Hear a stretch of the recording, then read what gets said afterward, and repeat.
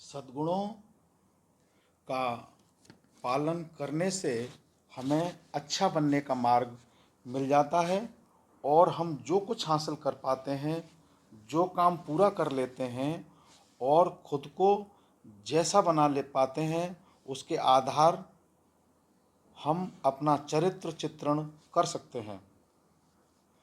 यह उस परंपरागत नैतिकता के एकदम विपरीत है जिसके चलते हम दूसरों की तस्वीर बनाते हैं और जो हमसे भी ज़्यादा खराब हैं उनमें उनसे हमें कोई न कोई खतरा बना रहता है और उन्हें हम अपना विरोधी समझते हैं। उन पर हम और भी अधिक कीचड़ उछालते हैं और स्वयं को उच्च विचारों वाला, सदाशयता की मूर्ति एवं अंतर्दृष्टि रखने वाला दिखाने का प्रयास करते हैं।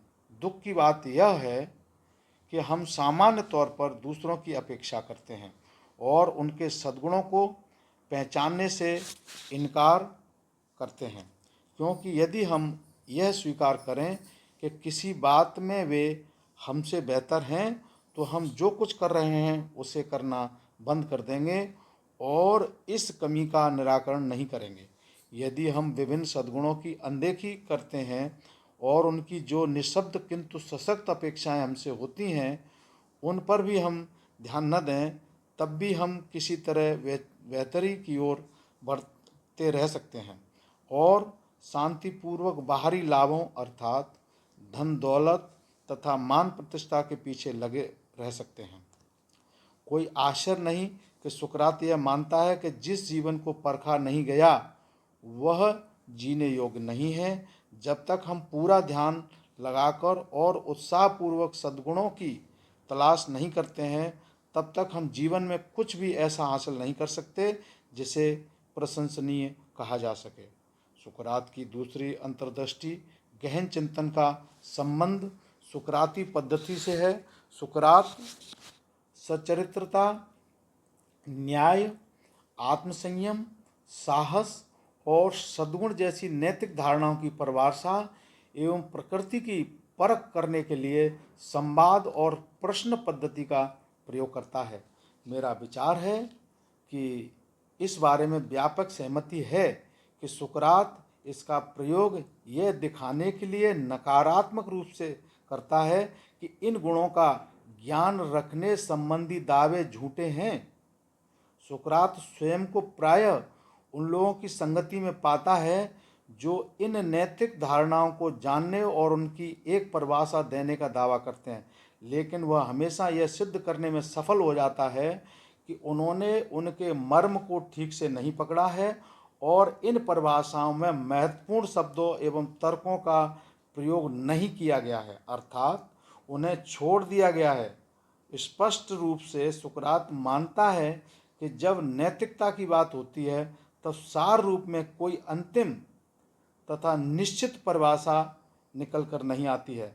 शायद वह हमें यह बताना चाहता है कि दर्शन शास्त्र का अध्ययन और ज्ञान की खोज की दिशा में पहले चरण के रूप में हम अपनी सीमाओं के बारे में कितना कम जानते हैं और उन्हें कितना कम पहचानते हैं।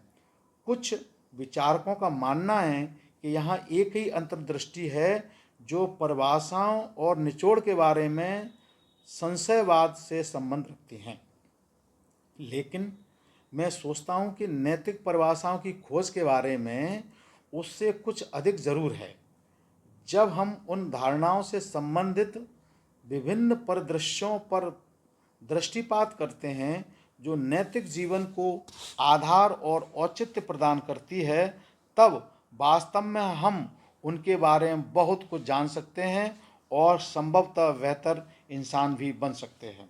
सुकरात प्रतिप्रक्षा जिरह हमारी नैतिक विचार शैली को कई तरह से सुदृढ़ एवं निर्मल कर सकती है।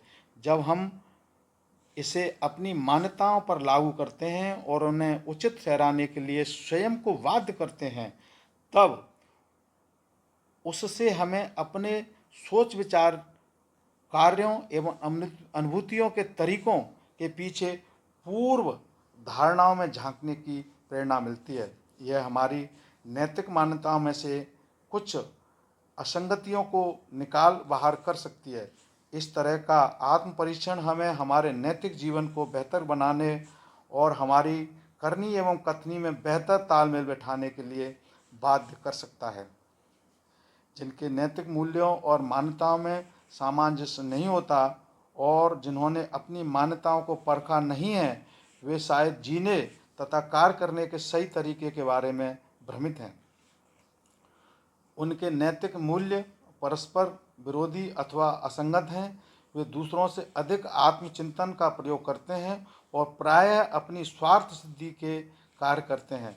वे वही करेंगे जो उनको ठीक लगता है और बाद में इन कार्यों को किसी तरह तर्कसम्मत बना लेते हैं। नैतिकता का विवेचन और नैतिकता एवं नैतिक धारणाओं संबंधी विभिन्न विचारों का निकट से निरीक्षण करना हमारे नैतिक ज्ञान की सीमा को और व्यापक बना सकता है। सुकरात यह नहीं मानता कि सही या गलत सिर्फ अपना अपना नज़रिया है और वह कुतर्कियों वितंडावादी लोगों के नैतिक सापेक्षवाद का विरोध करता है, लेकिन वह मानता है कि नैतिक धारणाओं के लिए कोई सरल परिभाषाएं देना संभव नहीं है। फिर भी उसका अर्थ यह नहीं है कि उनके अभिप्राय को खोजना और उनकी प्रकृति का सूक्ष्म निरीक्षण करना समय नष्ट करना है। नैतिक धारणाओं के संबंध में विभिन्न विचारों का निरीक्षण करने से हमें उनको स्पष्ट करने में निश्चय ही मदद मिलती है और हम उनको ज़्यादा अच्छी तरह समझ सकते हैं। इससे हमें इन धारणाओं की रूपरेखा को तलाशने, धीरे धीरे उनकी परतें खोलने में सहायता मिल सकती है। हमें उनके एकदम स्पष्ट पारदर्शी उत्तर तो नहीं मिलेंगे, लेकिन तस्वीर कुछ अधिक स्पष्ट अवश्य हो जाएगी। यह छानबीन अधिक वास्तविक एवं निष्पक्ष नैतिक मानदंडों को विचार के लिए प्रस्तुत करने में हमारे लिए मददगार हो सकती है। सुकरात की नीतिपरक अंतर्दृष्टियाँ आज भी उतनी ही प्रभावशाली और उपयोगी हैं जितनी हमेशा रही हैं। सुकरात अन्य दार्शनिकों की तरह हमारा आह्वान कर रहा है कि हम उसकी बात सुनें और इन बातों पर विचार करें, लेकिन यदि हम उसकी बात सुनना ही नहीं चाहते हैं तो हम उसे नहीं सुनेंगे। सुकरात बुद्धिमान था और उसके अनेक अंतर्दृष्टियाँ थीं, लेकिन एथेंस के लोग उसे समझ नहीं सके। उसकी बुद्धिमत्ता प्रकाश किरण की भांति उसके शरीर से नहीं निकल रही थी और उसे पहचान पाना आसान नहीं था। उसके लिए निकट से और उदारता पूर्वक सुनने की आवश्यकता थी। कुछ लोगों ने उसे और उसके विचित्र व्यवहार को घृणास्पद पाया तथा उससे कुछ खतरा महसूस किया, क्योंकि उसके प्रश्नों से वे घबरा गए थे। उन्होंने उसकी बात सुने बिना ही उसकी हंसी उड़ाना शुरू कर दिया, लेकिन प्लेटो ने उसे खुले दिल से सुना। उसने माना कि सुकरात एक भला आदमी था और उसके जीवन का उद्देश्य महान था, लेकिन उस पर लोगों का अहित करने का झूठा आरोप लगाया गया। वह जानता था कि सुकरात किस तरह का व्यक्ति था और उसे यह भी पता था कि सुकरात के विरुद्ध लगाए गए आरोप झूठे थे। प्लेटो जानता था कि सुकरात ऐसा व्यक्ति है जो दूसरों से चोट खा सकता है, दूसरों को चोट दे नहीं सकता। यहाँ ध्यान देने वाली खास बात यह है कि उत्तम मानवीय गुण विकसित किए जाने चाहिए, जैसे कि निष्पक्षता, समझदारी, आत्मसंयम और दूसरों के लिए सम्मान।